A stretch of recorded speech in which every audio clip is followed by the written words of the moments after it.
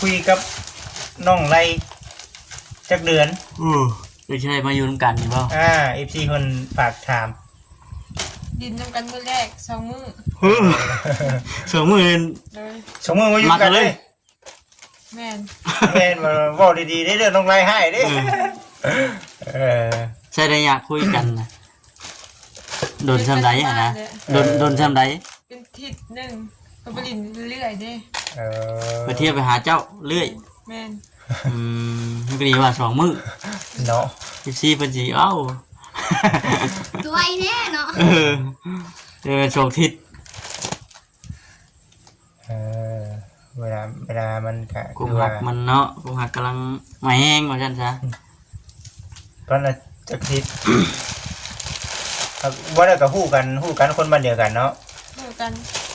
ใส่เคยเป็นหมู่เรื่อยอยู่ด้วยเอ้าหมู่ทางนางไตเพิ่น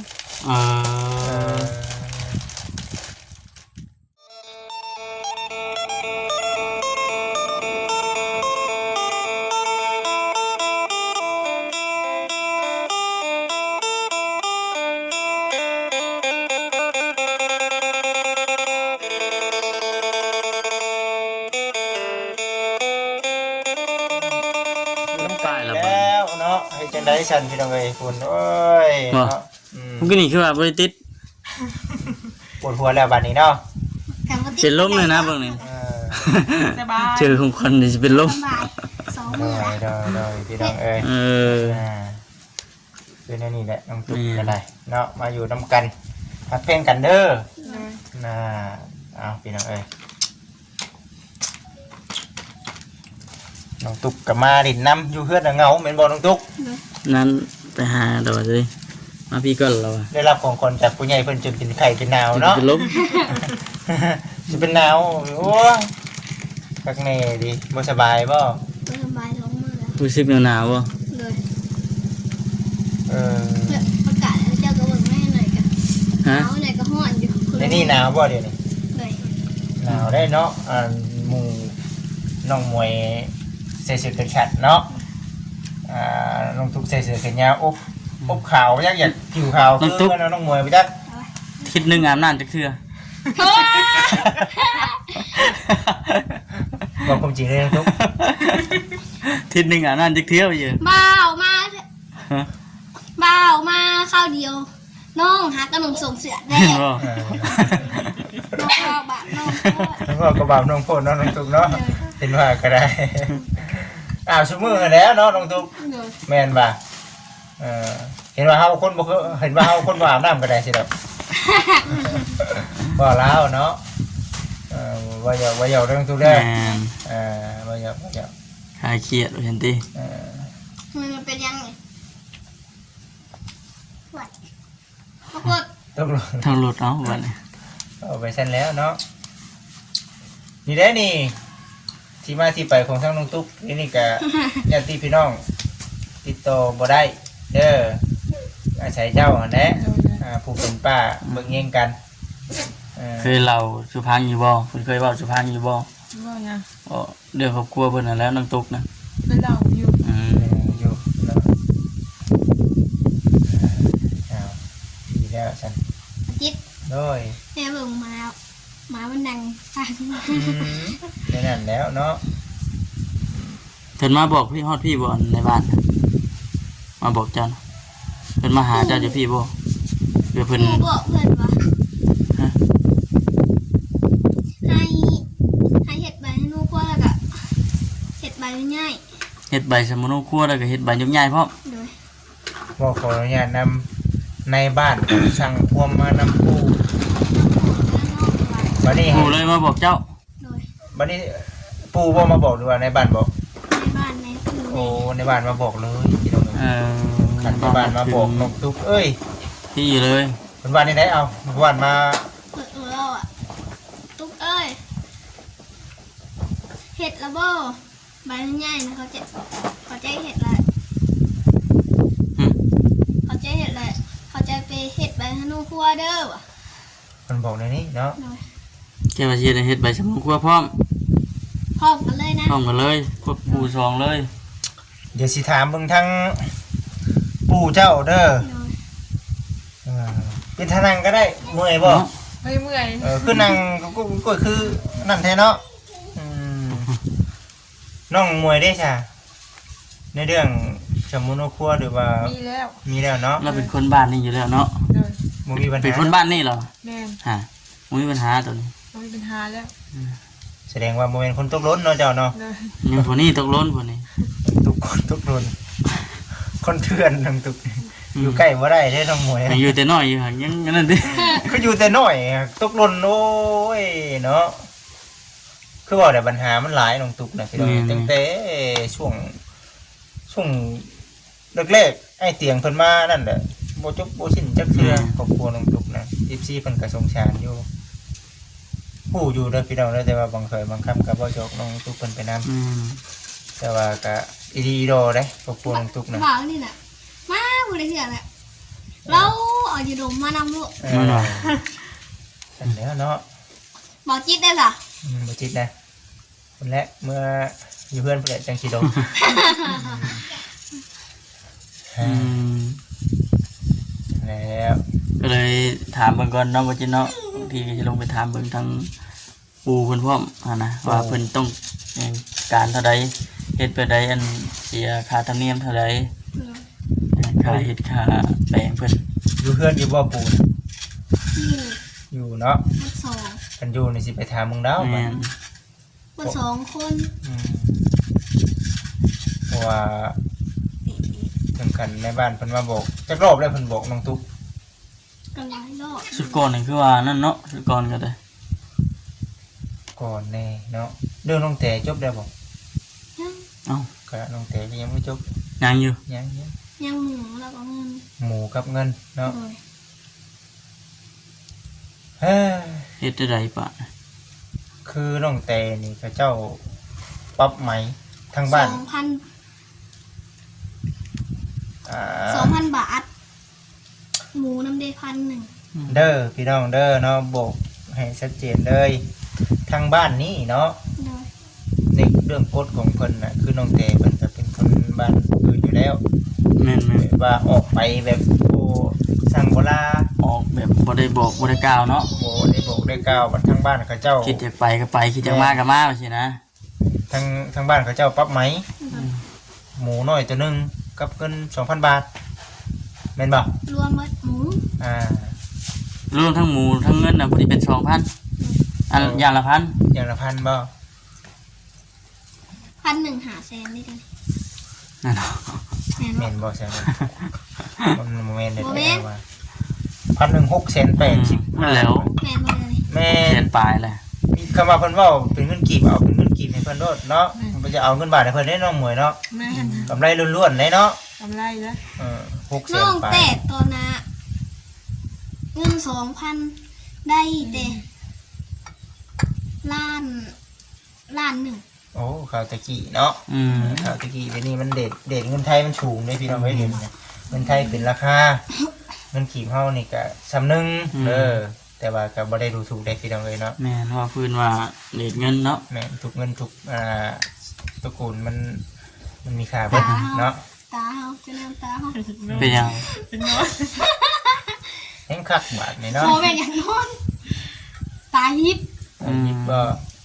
เอาอย่าดมไม่บ่นี่ อืม มาอยู่ เป็นหยังบัด ตายิบ เนาะ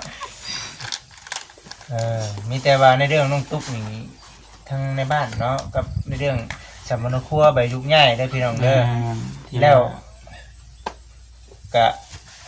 ไปผักท้อง3อย่างนี่คือทางน้องตุ๊กเด้อ 3 อย่าง 3อย่างนี้ถ้าสิเว้าหลายน้องตุ๊กกับโปรจักต้องไปถามบางปู่ว่าซั่น แม่น เปลี่ยนแนวกินเฮามื้อแรงจ้ะ ได้กินหยังเด้บ่แรงนี่ กินปลากระป๋อง ปลากระป๋อง อ่า เฮ็ดได้ย่ำเอาบ่ แกะจำรู้แล้ว แกจำรถ สบายเนาะ อืม ป้าให้กินแซ่บอยู่บ่ แซ่บ แซ่บ เอ อยู่ ให้กินเป็นอยู่บ่น้องหมวย เป็นอยู่ ไม่มาบ่เป็นนะน้องตุ๊กกับน้องหมวยไผเฮ็ดกินเป็นเนาะว่าซั่น มื้อสอง บ่ชองเนาะ ไปเฮ็ดแซ่บกว่ากันบัด สูงแล้วดอก ก็ถ่อมโตเรื่องตุกเนี่ยธรรมดาก็เดี๋ยวว่าญาติว่าเฮานี่แหละ บ่ เฮา สู้แล้วติ เออ บ่สู้แล้วหรอกบ่ เราแสบคนเนาะ ว่าความจริงบ่ เลย เฮ็ดเพิ่นบ่อยากเฮ็ดนะฮะเนาะเพิ่นอยากให้น้องมวยเฮ็ดนะฮะ เห็ดสวยกัน เรื่องเรื่องที่นี่มีโอกาสเฮ็ดกินน้ำกันอยู่บ่ในเรื่อง มีอยู่ มีบ่ เฮ็ดช่วยกันใช่บ่ เลย เลย เออ เฮ็ดกินน้ำกันเนาะลูกเมีย บ้านนี่นะ เมียน้องกับเมียอ้ายพากัน อย่าพัง ฮะ บ้านนี่นั่นแหละก็คิดไปคิดว่าฮ่า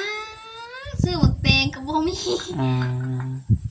ก้น1 โมง 2 โมงสิได้กินข้าวเมื่อวาน เออเนาะอยู่ได้ใช่ มันอึดแดงหมกแตง บ่ค่อยมีแล้วเดี๋ยวนี้บ่ค่อยมี พูนแบบ อดเอา ช่วงนั้นพุ่น อดเอา อืม สิได้ปลูกอะไรบาทนี่ เออ เต็มที่บาทนี่ ปลูกบะ ปลูกก็ต้องมีน้ำฮดนะเนาะ นี่นะ มันชีวิตอยู่บ่น้ำแต่นี่ จิกุบแรงอยู่เลยติ เด็กน้ำน้องเพิ่นเด้นี่ เอาน้ำในหนองหาบเลย แม่ว่าทุก หมอหาหมอ เดี๋ยว ให้ ไป สิ ปลูก หาบ รถใหญ่รถไทย แก้ว แกใส่กระปุยมาใส่ผัดถัง1,000 ลิตรไว้นี่ ลูกค้าเราสิมีลูกเลยเราฮู้จักได้น้ำตกนี่ฮู้จักปลูกฮู้จักพังได้ เดี๋ยวนี่นะเพราะน้องปลูก ปลูกยัง ซื้อในพักมาปลูกอยู่ เฮ็ดเอาเนาะได้ลงทุน แล้ เด้ ว อ ก็ไปซื้อเพิ่น4,000 5,000เลยเนาะอันนี้ครับปลูกไว้มีของตัวเองเลยก็หัวอยากยามใดก็เด็ดเอาโลด ถ่า อืม อันนี้ ถ่าข่าวดีมาอีกเนาะ เอาดีบ่ ข่าวดีสิอีก เอาดีสิดี บ่ เลย ดีเนี่ยมีข่าวดีเนาะบ่จิก็อยากมีอยู่เพียงเลยข่าวดีเนาะ เนาะ ก็เดียวอยู่เฮือนเงาบ่อยู่ผู้เดียว โอ้ย เห็นหมู่ผู้มานั่งพี่ไปจังมานั่งนำได้อยู่น้องตุ๊กก็ได้ดีแล้วมานั่งนํกันนี่แหละ นี่ไปไรมาออกไปเพื่อนอะไรไป รักแพงกัน มาบนบ้านนะ คนเฮาเนาะอยู่นํกัน นี่นั่นแหละ ไข่เนี่ยมันใส่ง่ายหน่อย ไล่ไม่ได้โตลูก ใช่ไงบ่ เนี่ย อืม มาพ่อกันทวิตบ่อายบ่อายปากน้องกันอยู่บ่ แต่วันนี้ อืม บ่เลย บ่ได้ปากครับ ปากอยู่ เออ วันนี้อายดอกไหนกะไปเผาเตาญี่ปุ่นเลยกะ อ้าวจะพูดก็มีเตาอยู่ใช่น่ะ เตาอบ อยู่ใช่ มาอัดหนาเด็ อืม ได้ดีอยู่เพื่อนเพิ่ง อยู่เพื่อนเรานี่บ่ แล้วก็บอกหัวเผาแล้วเขาไปยางปรีน้ำเล่าแล้ว เออ น้องมวย คุยกับน้องไรจักเดือน อยู่ใช่มาอยู่นำกันนี่บ่ FC เพิ่นฝากถาม ดินนำกันมื้อแรก2 มื้อ สองมื้อ เลย สมมุติว่าอยู่ มากั กัน น เล เลย ย แม่น แม่นว่าเว้าดีๆได้เด้อน้องไรให้เด้เออ ใช่ได้อยากคุยกันนะโดนซ้ำใดอ่ะนะ เออ โดนซ้ำใด เป็นทิศหนึ่งก็ไปลินเรื่อยๆเด้ เออ ไปเที่ยวไปหาเจ้าเรื่อย แม่น มันก็ดีว่าสองมื้อ เนาะ 14เพิ่นสิเอ้า ตัวไอ้แน่เนาะ เออเจอกันโชคทิศ เออเวลามันก็ กุม คือ หั ว่าก มันเนาะกุมหักกำลังมาแห้งว่าซั่นซะ ตอนน่ะจักทิศบ่ได้ก็ฮู้กันคนบ้านเดียวกันเนาะ เหมือนกัน เออ ใส่ก็เป็นหมู่เรื่อยที่ดีด้วย เอ้า เออ อ่า หมู่ทางน้ำใจเพิ่น เอ เอ อ เอาสิเอาไงเนาะเอามีแต่ว่าจังไดก็ตามแต่เนาะหักเพลงกันนั่นแหละ โอเคกันคือเก่า แต่เมื่อทั้งสองกรรมสองฝ่ายพระเจ้า ผู้นี้ก็นับถือผู้นี้เป็นเอื้อยอืม เออเนาะเต่ามีเอ้ยเนาะ ย่างเป็นไรกันย่างตามก้นถึงแจะได้เกือบกระบอกใส่ อืม เหยียบน้ำ เกือบ เศ บ่ ร้า มีบ่ เลยบ่มี เกือบแล้วบ่มี เกือบ พิ่นมาขับขาดเบิด อืม ยางไปมื้อซันน้ำค่าตีนเพิ่น พากันไปใช่ไหมซอน ไปตักบาตร ตักบะ เลย อืม ขนม10 พันนอนซื้อตักบาตรซะ บุญเฮ็ดศีลเนาะ น้องมวยนี่เป็นคนเว้าตรงเด้อพี่น้องเด้อเนาะบ่คิดเบิ่งคักเลยบางถ้อยบางคำเว้าตรงบ่จักอำน้ำบางสิ่งบางอย่างก็ได้เนาะก็คือเว้าแน่แหละเป็นคนซื่อๆเนาะเป็นคนซื่อๆน้องมวยเด้อพี่น้อง มากับอีล้างใน เราอยากได้นะน้องหมวยแกะให้นะแม่ มีแล้วเนาะบัดขนมแบบนี้ได้ซะสมมุติว่าลูกอยากก็มีอดอยู่บ่ทั้งเทื่อทั้งที มีอยู่ กดดูเนาะ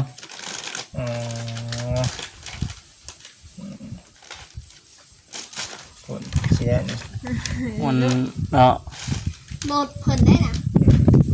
ลูกตัวน้อยเนาะอยู่น พอดีติดเตาแห้งสั่ง ำ 3 ปีแหมเด็กน้อยมีอันหมู่พอดีลูกของน้องตุ๊กออกมาอีกโอ้ยอ่า ช่วงลำบากที่สุดในการเลี้ยงลูกในช่วงใดน้องมวย ช่วงพัวบ่สนใจ คำเดียวนี่เลย ตายบัดนี้ ช่วงตอนผัวไปอยู่ช่วงผัวไปสนใจลำบากแห้งตอนนี้ ลำบากเงินก็บ่ค่อยส่งมาให้ เอ้าผัวไปอยู่นำบ่ ไปหาเงินเอ้ยบ่ค่อยโอนเงินให้ทุกเทื่อ เออ เป็นแม่เลี้ยงเอา มีแต่แม่เลี้ยงซอย ไม่พอ ก็ได้ลำบาก ลำบากให้ที่ เออ อืมวัฒนีนะ วัฒนิสัก เนาะ พี่น้องเอ๋ยเนาะ คนลำบาก ว่าสิถามเพิ่นว่าช่วงระยะประมาณเท่าใดเพิ่นลำบากอยู่นะเด็กเอาเด็กน้อยนะน้องเพิ่นว่าเอาช่วงผัวบ่สนใจเนาะเลย อืม คิดแต่เราบ่คิดเนาะในอนาคตบ่คิดต้องใช้ใจคักๆแต่เพิ่น มาว่า ฮะ แก้ได้ล่ะ ว่านะ ช่วงไหนบ่ครับ โอเคนะช่วงที่มันลำบากที่สุดนี่บ่ แม่น ช่วงลูกเป็นไข่ แม่นบ่ ก็แม่อันนี้ได้ ลูกบ่สบายช่วงที่ว่าแม่ยังอยู่กรรมอยู่อย่างนึงอะนะ น้องมวยได้ค่ะคือกันอยู่บ่ แม่ คือว่าออกไปนี่กินเนาะชีช่วง วิตจริงนะ ชีวิตจริง ชีวิตจริงมันละครนะ โอ้ยละครบ่ บ่อยากตัวอีซีกันได้ดอก เบิ่งเอาพี่น้องให้ฟังเอาเด้อ มาเลย อันนี้ให้พี่พิจารณาเองเนาะเด้อเนาะบ่จิตบ่ได้ว่าเด้มีแต่น้องเพิ่นว่าเองแต่ว่าก็มันก็บ่ได้มีผลกระทบหยังเนาะ แม่ ธรรมดาของน้องเพิ่นซื่อๆแบบนี้เด้ เอาก็ว่าเป็นธรรม ก็ ชา บ่ ติ จัก ธรร ค ม ม ดา เว้าคิดตัวเราก็ได้บ่จักคมเว้าแบบ บ่คือว่าง่ายคนบ่เคยตัวนะว่าง่ายก็ได้ อ้อมซะบ่ได้ก็อ้อมน้ำเน้บางอย่างก็ได้เนาะจะได้สิเคินๆก็ไว้อ้อมไว้เน้เนาะคือทั้งทุกนี่เนาะ สิตัวบ่ได้ตัวบ่ จะท่องดีบ่ตอนนี้ พอแล้วสิออกละ จะสิออกเลยติจะสิออกตัวจักสิเชื่อได้บ่บ่ จะไปกวนดิ ตัวที่เอาไว้ทุก บ่หยอก เขาไปตรวจแล้ว อืม บ่หยอกเด้อทั้งทุกเด้อคำว่าแบบบ่ยิ้มนะ นะ ที่มาซุมื้อนี่เมื่อยบ่น้องมวย เป็นยัง ไอ้มาซุมื้อนี่ บ่ธร เอ รม อ ดา ธรรมดาเนาะ อย่าว่าบ่อยากให้มาคือน้ำตุ๊กว่าเมื่อวานนี่ โอ้ย ฮะวานจะว่าได้วานมาเลยแท้ว่าซั่นมาหยังว่าซั่น เขาถามเบิ่งเจ้าซื้อ เห็นบ่ เขายันเจ้าข้าเวียกเด้ เห็นบ่ จะ ให้ เป็นกับความสวยบ่ ไก่ได้แบบบ้านเราละกะไก่ได้ บ่คันปีหน้าพังเบิ่งน้องๆคันว่าเรื่องแฮงเด้อ ลูกเต้าเพิ่นใหญ่พุ่นแล้ว ไอ้เบิ่งตอนนี้คือรู้สึกว่าต่างคนต่างคือสิแบบ ลำบาก ลำบากอยู่ ในยากนะ คำว่าเดี๋ยวลำฮอดลำไรลำหน้าสิมาเอา เอาออกบ่ได้ได้ล่ะเอ้ย น้องตุ๊กก็คือกันเนาะน้องๆเพิ่นพร้อม คืออยากบอกเลย YouTube ช่องใดก็ตามแต่เนาะเพิ่นเข้ามาหาทางน้องๆนี่อย่าสิว่าว่าอุ้ยเมื่อยเด้เว้าได้เมื่อยบ่ต้องมา หมายฮอดนั่นเนาะ เว้าคันว่าเฮาบ่มาทายครอบครัวของทางน้องๆเขาบ่มีการช่วยเหลือเนาะ ถึงอาจชีช่วงนี้เฮามาแต่ตัวเนาะในเรื่อง YouTube เฮาแต่ว่าบางสิ่งบางอย่าง FC เพิ่นผู้รักผู้ใหญ่เพิ่นพิจารณาเบิ่ง เพิ่นเบิ่งอยู่เด้เนาะ เบิ่งความลำบากของทั้งน้องๆทั้งสองเนาะคือน้องมวยนี่ลำบากอยู่บ่น้องมวย ลำบากอยู่ ช่วงนี้ลำบากยัง ปัจจุบันนี่ เงิน ตรงเป๊ะเลย เป็นพญาเดียวกับบ่จิตแสนยาเลย พยาตัวเดียวกันอันนี้เนาะ เดียวกันตัวนี้เนาะบ่จิตก็เรื่องเงินคือกันเนาะ ทุกคนดิ้นรนเงินเดี๋ยว มีเงิน เฮา มี ก็ ข้าว คือ กิน กันแล้ว น้องมวยน้องตุ๊กคือกันบ่ โดย ตุ๊กก็ลำบากเรื่องหยัง เงิน เรื่องเงินคือกันเนาะ โดย ไกลเด้อเพิ่นยังว่าผัวไปหาอยู่เนาะ อ่า คือบ่จิตสิได้นี่เนาะออกมาหาเงินหาค่ำหาเมื่อให้ลูกให้เมียครอบครัว แม่ ได้มาจากใช้พี่น้องเงินได้มาจากโฆษณา ถ่ายคลิปสิได้นี่กับ FC เพิ่นเบิ่งหลายก็เพิ่นบ่กดข้ามก็ได้คำผู้ใดเพิ่นกดข้ามก็บ่จิตเองก็บ่ได้ แม่ แล้วก็บ่ได้ว่ามาถ่ายแบบนี้ต้องได้เงินหลายในคลิปบ่แม่นเด้อหลายๆคลิปหลายๆคลิปสะสมกันไปเทื่อละ100เทื่อละ40 50 บาทมวนว่าโอ้ได้หลายคลิปแม่นได้เงินหลายบ่แม่นนั่นเด้อน้องเด้ออยากให้นี่อยากให้บอกนำบางสิ่งบางอย่างก็เพิ่งโชคชะตา น้อยเองเลยเงินถ่ายคลิป น้อยแม่นดีมีเด้อ มันทุกคือสิเข้าใจอยู่เนาะลายไปอยู่ ก็คือว่าก็บ่ก็ ขาน้ำมันรถก็ บ่พอบ่จุบ บ่ จัง พ ติ อเลยจุ๊บซ้ แต่ว่าทางทีมงานหลายๆคนบ่มันขอเพียงพระผู้ใหญ่เพิ่นมอบหมายงานให้ แม่ แล้วก็มันช่วยที่ใจแหละได้บ่ได้ก็มา แม่ทางใดก็ได้กันเนาะ ได้บ่ได้ก็มาคือทางบ่าวนี่บ่ฮู้ว่าสิได้หลายได้น้อยได้ในเรื่องคลิปก็ได้แต่ว่า ำฝนตกในทางหิววัน เวียกงานผู้ใหญ่เพิ่นมอบให้นํมา เนาะได้ ทางบ้านเบาฝนไม่ตกว่ะ ตบน้องกำลังว่าวเขาไล่เขาเค็มมันเปลี่ยนเรื่องเนาะน้องมวยเอาไปเลยติ ไปเลย คิดอยู่ว่าอะไรก็บอกน้อง โอ้ยจุกวันดีมากันเลยเนาะวันนี้เป็นเงาเลยวันนี้วันนี้ไผมาได้มีแต่บางครั้งก็มาจิตมาช่วงตอนบ่ายเลยน้องเนาะ เป็นบ่ยังมีใครมาบ่ ยังบ่มี ดีแล้วมาบ่ได้กับพ่อแต่2คน3คนเป็นนี่แหละพี่น้องสิไปไกลอื่นก็บ่ได้เนาะมีแต่ถ้าเฮ็ดกินถ้าลูกสาวผัว แม่ มาค่ำบ่มื้อวานนี่ ก็พวกข้ามไปได้เนาะ ลูกค้าบันได ค่ำปานใดบ่ โดย 3 โมง 4 โมง 3 โมง จังไหนก็มาเลย3 โมงเลย มาคำมาเลย เป็นบางมื้อป่ะ เป็นหวาน บางมื้อก็ค่ำบางมื้อก็ดึกติ เอามื้อนี้เป็นสำหรับทางประจิตเนาะเป็นข้างทมิตรที่น้องมวยเนาะได้รับความช่วยเหลือจากทางผู้รักผู้ใหญ่เด้อน้องมวยเด้อ โดย แล้วก็มีผู้รักผู้ใหญ่ในให้ความแนะนำมาบ่ต้องย่านกล้องบ่ต้องปุ๊บทีงานในนั้นในนี้เพราะว่าเธอทั้งน้องเองมาถูกต้องเนาะบ่ได้ผิดบ่ได้หยัง บ่ได้ไปผิดพลาดหยังเนาะ แต่อยู่แบบเปิดเผยเลย โดย บ่เป็นหยังคือสิได้เป็นตาย่านอยู่บ่บ่าวมาถามไปนี่ บ่ ธรรมดาน้องทุกได้เป็นตาย่านอยู่บ่ชื่ออยู่เนาะน้องม่วนจับติ เลย ดอกตุ้งใหญ่ๆมาน้ำกล้องน้องตุ้งได้หัวซะบ่เข่ง ไม่ได้เลยปกกล้องมาตีผมสักก็มัวอยู่ ใหญ่ย้อน FC น้องทุกก็ได้เนาะ FC เพิ่นให้กำลังใจ FC เพิ่นช่วยคันบ่ช่วยแฮงกระเต็กว่าผู้ใหญ่เพิ่นบ่ช่วยแฮงที่เหลือแต่แขวน้องทุกเนาะ แต่ตอนเนาะอยู่นั่น ชุบไม่ใส่ซ้ เพราะว่าอยู่บ้านนี่เนาะน้องมวยก็เห็นอยู่แม่นบ่แต่เขาเพิ่นยังน้อยเพิ่นก็ แม่นนะ เพลงเนาะเพลงนี่เพลงกันอยู่นำกันเดี๋ยวได้เฮาบ่คำลงไปหาทั้งปู่ชื่อเจ้าก่อนเด้อไปเยี่ยมไปยามเบิ่งก่อนบ เว่าว่าในใดเนาะก็ยังบ่จักพี่น้องเอ้ย แม่ เนาะอันนี้ต้องลงไปหาทางผู้รักผู้ใหญ่เพิ่นก่อนมันจะเด้งกันได้มาหลายครั้งหลายคราวแล้วบ่ได้ มาเรื่ ลง อย ไป ๆเนาะ เยี่ยมแม่นฝาก FC รอติดตามรับชมเบิ่งเด้อพี่น้องเด้อเนาะจบจากคลิปน้องมวย น้องตุ๊ก ซุกสะพอแล้วก็สิกลับเมื่อบ้านบัดนี้เด้อ ไปหาเกี่ยวเขาอ่ะ บ่ทันแน่นอนเอ้ย มันคำเลยเนาะ ครับนะ เดี๋ยวในได้บาท บ่ทันเนาะ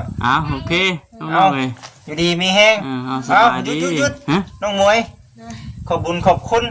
ผู้รักผู้ใหญ่เพิ่นด้วย ที่ช่วยเหลือน้อง โดย น้องที่ตอบให้มันคุณมาเรื่องมันคุณ โดยอยู่ดีมีแห้งเด้อคนสนี่พี่น้องคำว่าเพิ่นผมมาจากใจได้อันนี้ก็ได้เนาะ น่าใจ อยู่ดีมีแห้งมาสบายดี สบายดี สบายดีอยู่ดีมีแห้ง อืม ประมาณนี้พี่น้องเอ้ย พี่น้องเนาะ กุยจุดเงี้ยพี่น้องเลยเนาะไปอะไรก็จะจบคลิปกันพี่น้องไอ้บัดที่นี่ นั่นเด้อน้อง ดีๆมีแห้งพี่น้องสบายดี